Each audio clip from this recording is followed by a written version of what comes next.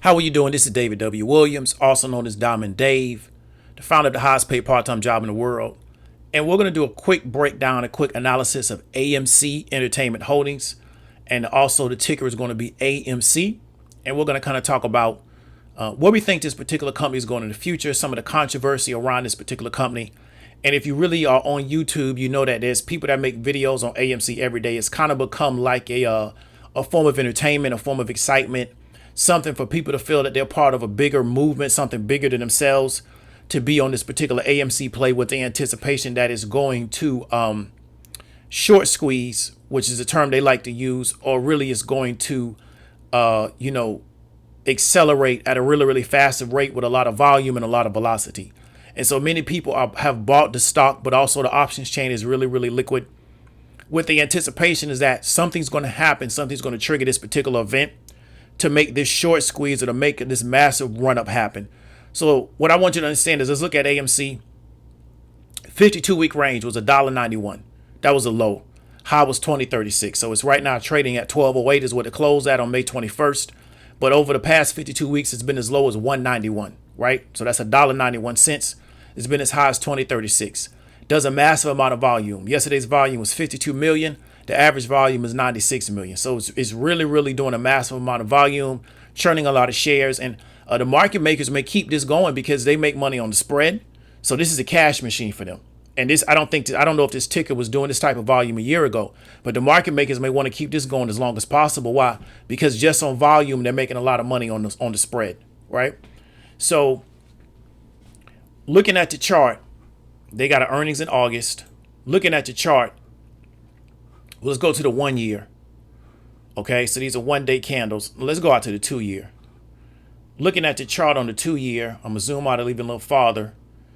We've seen it at this high of around 16 in 2019, and it go down all the way to like $2, right? And this was after the COVID. So this is like COVID starting to hit the impact it, but you see it was already going down. So this is 2019 here. It was already falling, came back up a little bit, recovered, and then just started walking down. So from 9/16 2019, which is what, September, it fell all the way, got to COVID, and it started dumping really hard along with everything else in the market. So this stock hasn't really been on an uptrend in a very, very long time. Then what we saw is it started to, come up a little bit from COVID, recover from off that $2 mark. And then we started getting, they kind of got a lot of traction as a result of the GameStop short squeeze, because you had a lot of people where they figured their edge in the market was going to be to find stocks that had a really, really high short percentage. But one of the reasons why I work with GameStop is because the float was so low. And we're going to kind of show you AMC may be a little bit of a different play. Then we see it running up to, let's say, this open of 17, this close of 683. My bad. Let me zoom out. So here you have open 471, close of 13. Go back down, kind of consolidate and stay in, let's say, between this $10 and $15 range. And that's pretty much where it's been. So if you look at the yearly, it's pretty much been in this range. This is what I was looking for. I was looking for that $20. I was like, where is that? But I couldn't see it on the other chart. So there's that $20 over that 52-week high. And essentially ever since it hit the 20, it's just come down from there, right? It's never gotten back. Closest it's gotten is around here, around the $13, $14 mark, falling back down. And what we've kind of seen is that every time it gets around 15, it comes right back down. So here's around 15, it fell back down, walked its way back up to close of 1403, and then fell right back down. So right now we're kind of seeing is that you may have some basic resistance around this $15 mark where it can't really support it anymore. Okay. One of the challenges with this play is this, right? Believing that it's going to just squeeze up. Dealing with a really, really big float, right? Now, size of float is always relative, but you're dealing with a pretty sizable float. The narrative of this particular short squeeze is that the hedge funds or the large institutions that are in this deal, even though what we're seeing is institutional buy-in of only around 25%, you may want to check the other services. They may have a different number like NASDAQ, but we're having around 25% based on Yahoo Finance of institutional buy-in, is that these large institutions are going to get margin called. And that as a result of them getting margin called, they're going to have to liquidate their position in AMC by covering their short position, which means that they're going to have to buy the stock, right, at the market price. And then because they're going to have to buy at market price, what that's going to do is it's going to raise this price up really, really rapidly. And you got people believing that this is going to go to like $1,000. I don't see how that happens. I don't really understand technically how that actually takes place. But this is the belief, and I think it's very much of a kind of like you have these trends in life, and they go across all industries and all sectors where people become part of a bigger movement, and it kind of gives them something to preoccupy themselves with. And then they become part of this bigger movement, and it may or may not even be feasible, but it just gives them something to preoccupy themselves with until they get distracted by something else. So everybody that's in on this particular AMC play that really believes it's going to happen, I would want to know, what were they doing before this? Were they even in the market? Not the people that are making YouTube content about it for AdSense dollars and for attention, but the people that are actually in this deal. Like, what were they doing before all of this started? Were they long-time people in the market? And that's the kind of question I would ask. And not to saying that makes them correct or incorrect. It's just I would just be curious about what they were doing before they were in this type of situation. So with this big float, I'm just trying to figure out where they really think it goes with the float being this big, because it can be difficult to create this move to $1,000, even really to $100 with a float that big. Because what you got to really understand is as they cover, they can always short it right back down. So as shares get covered and it frees up more shares, even though there's not any shortage of free shares, as it frees up more shares, as they start to cover, if this ever does walk its way back up, they can always just short it right back down. And so another thing I will look at is if they have that particular here, is how many days it's going to take for them to cover. So short ratio is 2. So I don't think it's going to take them that many days to cover if there ever was a short squeeze, even though percentage of float being shorted is 20%. That is relatively high, because anything to me over 10% is high. But I just don't see this extended blow up. I mean, you may get it to jump up to 25, 30. But I mean, they got a right to believe whatever they want to believe, because this particular scenario is not based on the fundamentals of the company. If you look at their balance sheet, it's not that great. They got $800 million in cash. They owe like $11 billion in debt. I think debt eventually is going to choke this company out. It's going to make them have to totally restructure, and they may have to do another offering to raise more capital to try to deal with their debt situation. So that's, to me, the long-term scenario. Looking at the options market, this is what I really want to get into. So let's go out. Let's say hypothetically you want to try to play this for the squeeze, or try to play this for the big dump off, even though it only can dump so far because it's $12 a share, right? So, I mean, there's only so far down it can go, because it can't go -0. So let's look at July 21st, 2020. So July 1st, 2022, I'm sorry. And so looking at the call side, and we're losing a lot of volume and losing a lot of position. People are closing out their position. What we're seeing is like the 23,000 on the $8, right? The 20,000 on the 10. We're seeing the 30,000 on the 20. You got 12,000 open interest on the 22. You got 6,000 open interest on the 25. On the $40, you got 39,000 open interest. This thing being $40 with expiration of January 2022. On the opposite side, you have 14,000 at the $8 strike, 10,000 at the $5 strike, and let's say 14,000 at the 3. Now I want to explain something to you, and we talked about this before. Doing a massive amount of volume, right? Market maker gets paid on every transaction. They get paid on the spread, right? So they're making a lot of money on spread. Also, the options market is really, really hot. Now, what they're doing, the market makers are doing, is they're selling you premium, right? They're just selling you premium.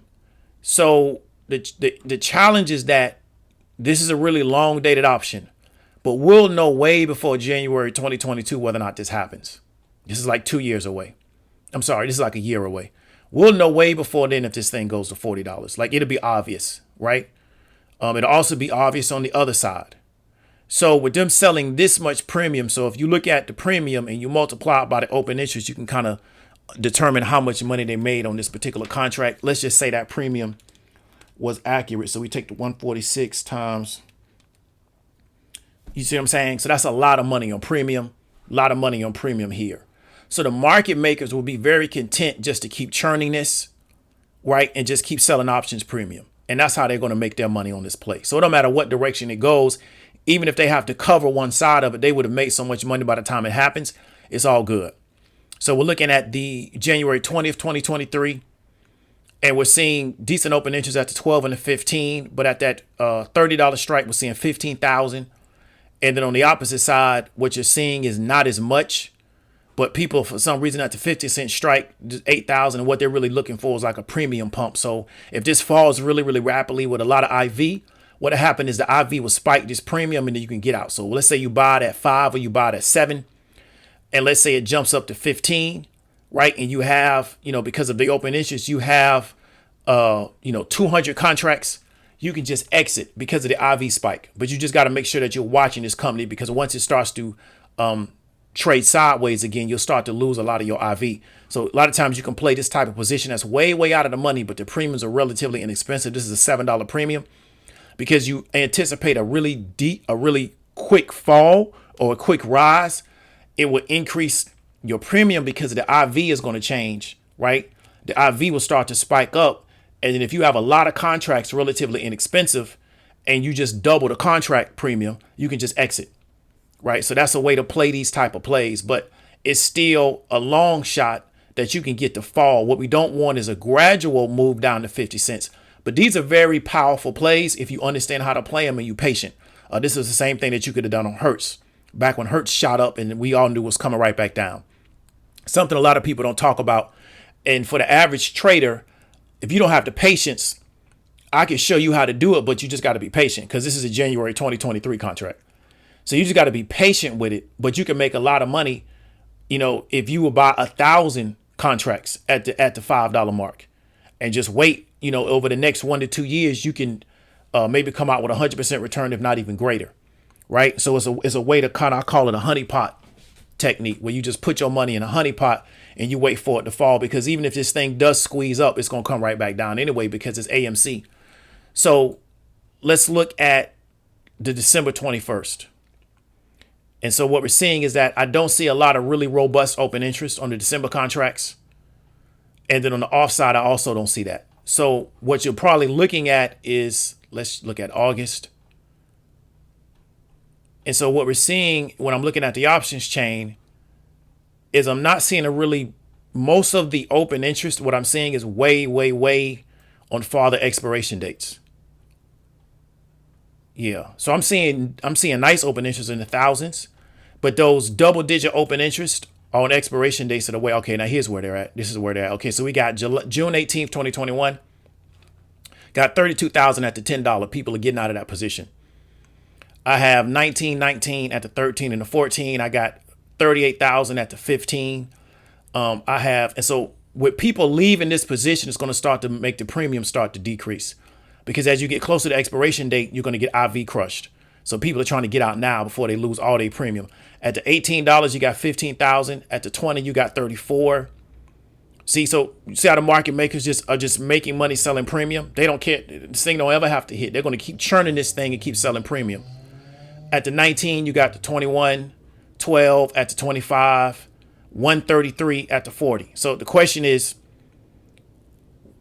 you are betting that this thing is going to be really past 40 unless you get a massive movement in the $40 direction. So you got to get the squeeze that you're looking for to make the IV on this even go up even higher than 267 to cause the premiums to increase where you can exit with profit.